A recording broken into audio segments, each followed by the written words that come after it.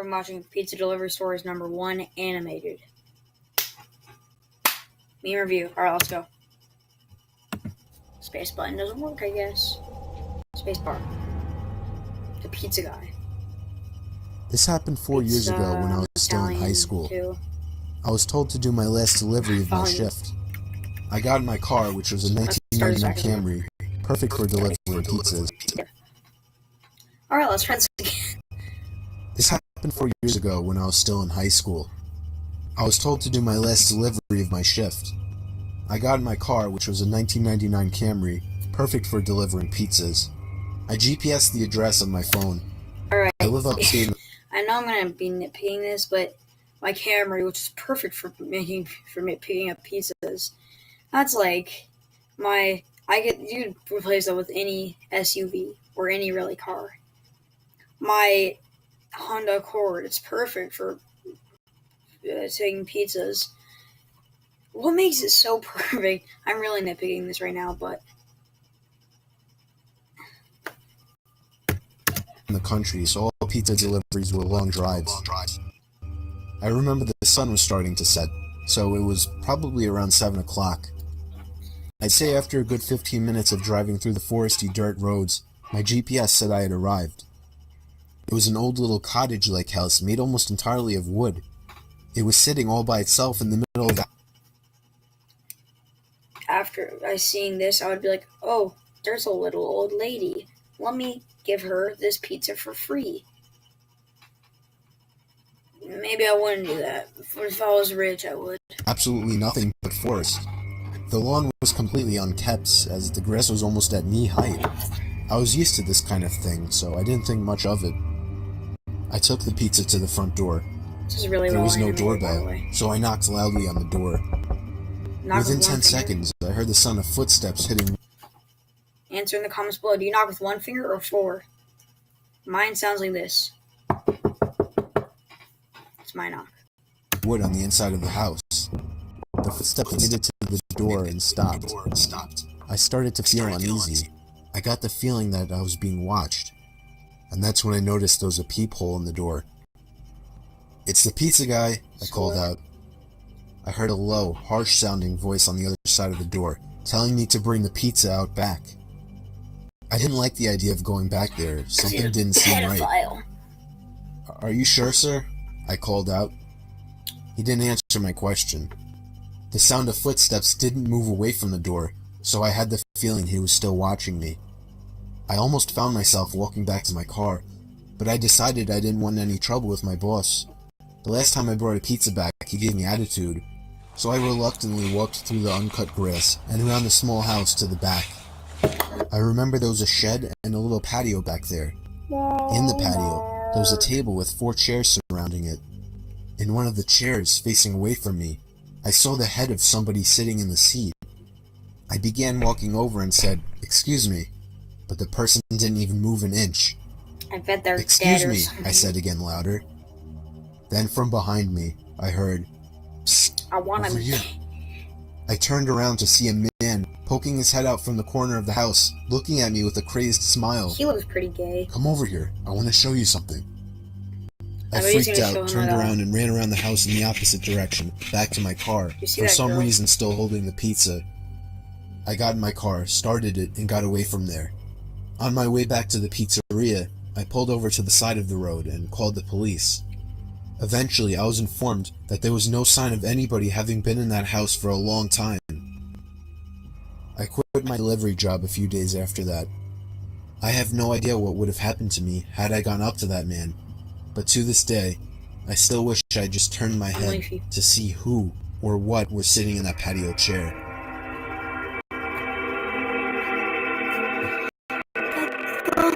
Okay. Did I not say it was a dead person? Did I not say it was a dead person? Awesome. Now, we shall be watching with an ad. I swear I'll spit on my screen. This Pizza Delivery Stories 2 animated, I guess. Don't like up now. Hi, Mom. Are you coming to Mother's Day? I can't be there. No. I'm really sorry. It's okay, Mom.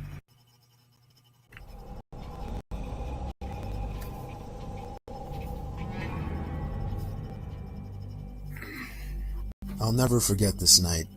The pizza place I worked at was about to close, and I was getting ready to go home when the phone rang. I was working the counter alone that night, so I was taking calls. I picked up the phone. There was complete silence, so I hung up. About a minute later, the phone rings again, so I pick up again. Still silence. I was about to hang up again when I heard the very weak and cold voice of an old woman on the other end. Mom gay. She said she wanted a regular pie delivered. I remained polite on the phone, but on the inside I was screaming. I just wanted to get home and end my shift. I called out to my boss that somebody is requesting a delivery. He told me I had to go. I was upset at first, but I realized it's another tip, and the old ones usually tip the most, so I decided it was okay. I took down the address and told her it would be there soon, but she had already hung up.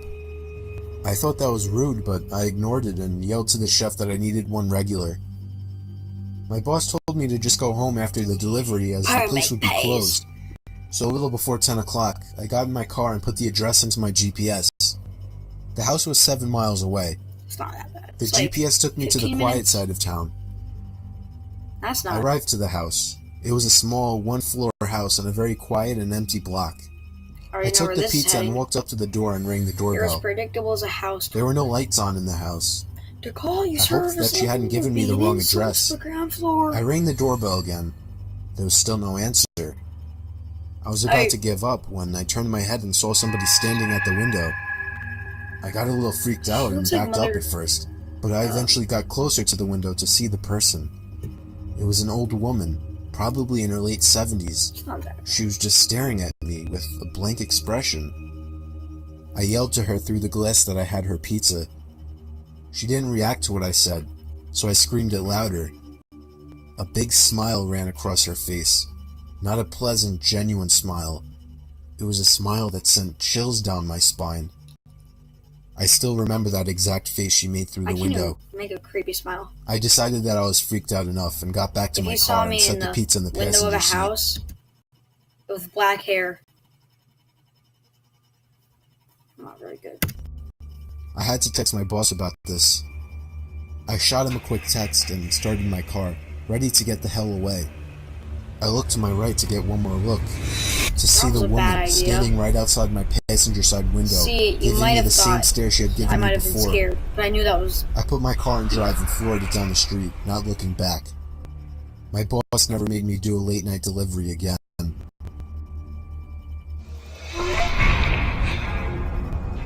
Multi-ethnic, that wasn't even that scary.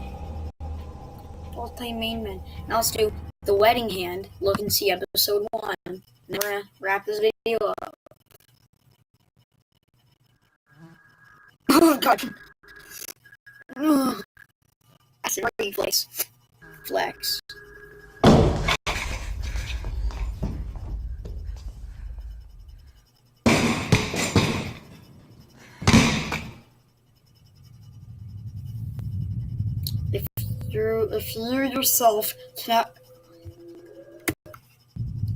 If you yourself cannot release, it will come to take a piece. The precious.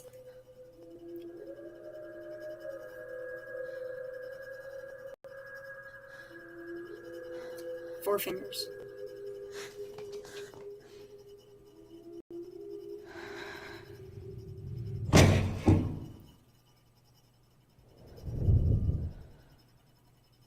Stand on the toilet so they can't see your feet.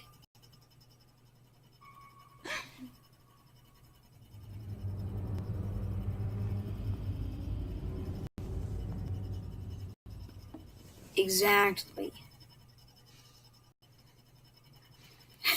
Is that fine? You want to see a picture of my cock? Heck nah. That's a chicken.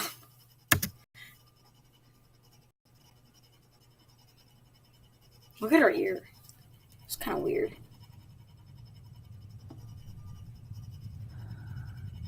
I'm actually gonna throw up.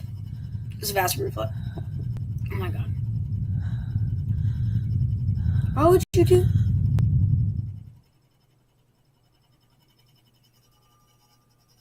I'm about to get jump scared.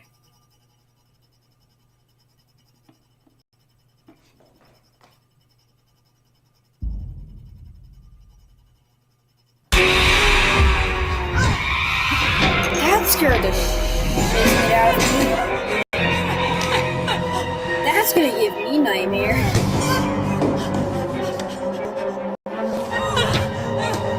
Holy mother Teresa. What are you wearing? Why would you put it in the toilet? That's like $1,000. Oh, the husband is probably the monster or something.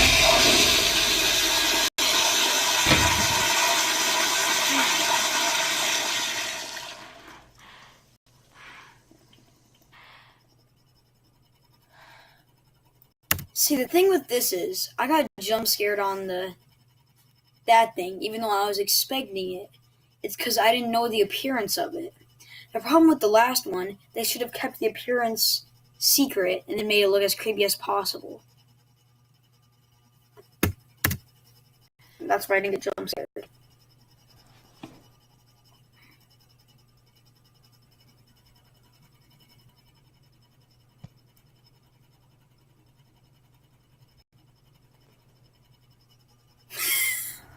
I'm gonna jump scared again.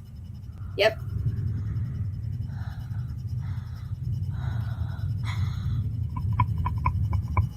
Or not. I don't get it. I don't get the lore behind it. That's freaking disgusting.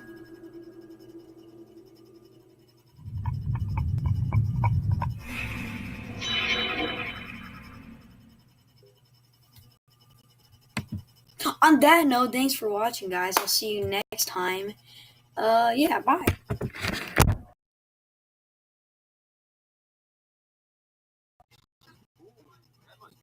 The badass. He has anger management issues. I'm myself a hockey guy.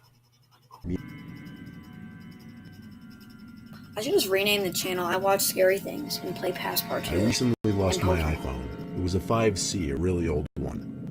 I was due for another one anyway. Dude, the 5C is actually... the story of how I lost.